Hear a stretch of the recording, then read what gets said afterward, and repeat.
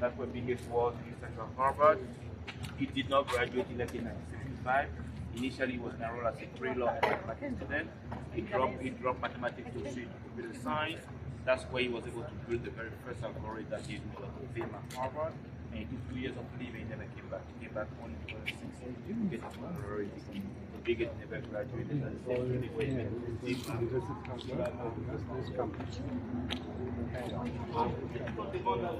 statut, fait statut de par la communauté chinoise en 1936, lorsqu'à Harvard était ses 300 ans.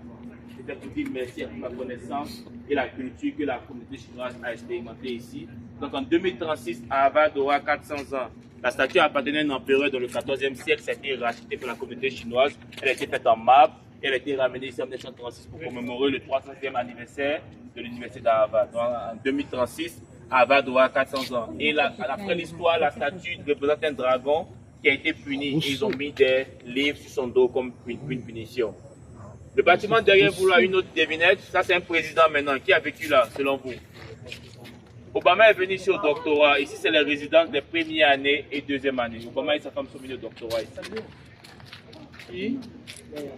Kennedy, exactement, le président John F. Kennedy qui a été assassiné. Voici le bâtiment dans lequel il a séjourné pendant cette études à l'université d'Harvard. C'était un bon élève au moins. Lui, au moins, il a gradué d'ici. Il a gradué en 1945. Malheureusement, la chambre dans laquelle il a séjourné a été démolie.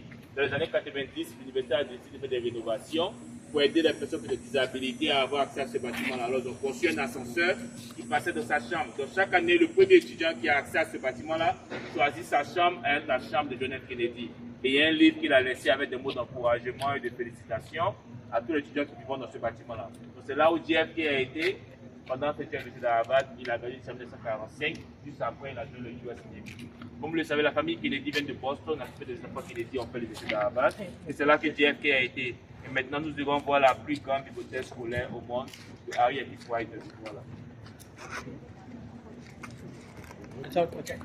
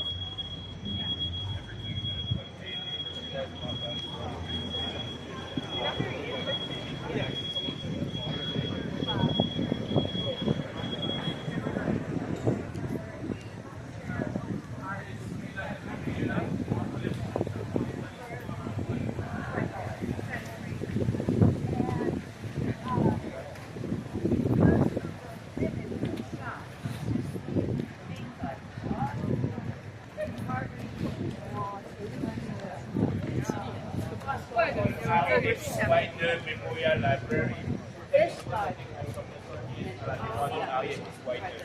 C'était un ancien. Malheureusement, les autres jours,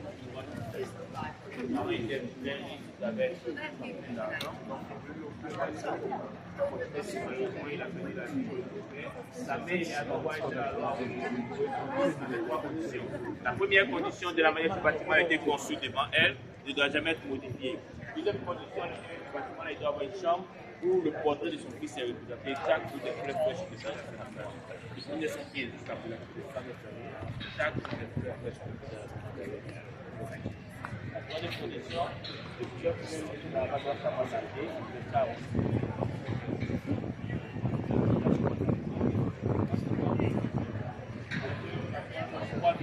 De livres, ça s'étend sur 91 km de Anglais. Tu parles français aussi? Nous sommes devant le Memorial Church. Cette église a été construite en 1932 à la mémoire d'étudiants qui sont morts pendant la Première et la Deuxième Guerre mondiale. Avant l'université d'Harvard, le gouvernement américain venait recruter les étudiants ici pour les champs de bataille. Nous avons perdu plus de 136 étudiants. Nous avons souhaité commémorer à l'intérieur. Voilà. Donc, quand vous rentrez à l'intérieur sur les murs, vous allez voir le nom de ces étudiants-là et l'année à laquelle ils sont venus à l'université d'Harvard. Et c'est là qu'on fait la graduation, c'est le podium qui est là. Tout le long, là, il y a